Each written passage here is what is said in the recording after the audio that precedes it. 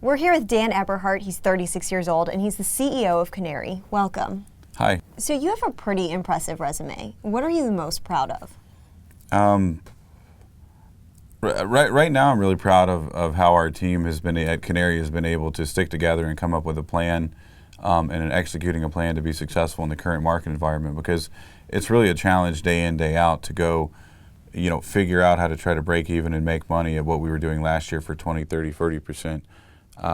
More money. I'm also really proud of some of the work we've done on trying to get the crude oil export ban repealed, and on in building out a national company from our start in the Bakken.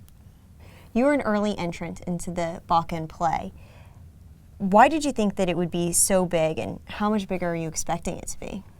Sure. Well, yeah, we were an early entrant in late 2008, early 2009, and continued to do acquisitions into 2010 in the Bakken.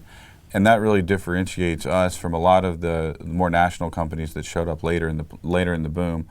But I think the Bakken is a really prolific play, depending on the data. The number 2 or number 3 oil field in the U.S., whether using drilling numbers or production numbers or whatever. And I think this is really a kind of pause moment, a moment for reflection for the Bakken. But I think really the seeds of future success are being sown right now.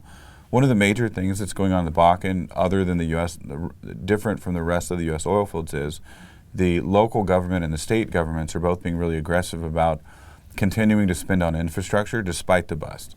And that's something that you're not seeing in other geographies, but I really think that that's going to lower the cost of doing business in the Bakken and provide better infrastructure, which makes it a better place to be and a better place to live for families and for workers without families. And so I think the Bakken is really trying to lay the seeds right now for their future success, despite the downturn and despite the current market environment.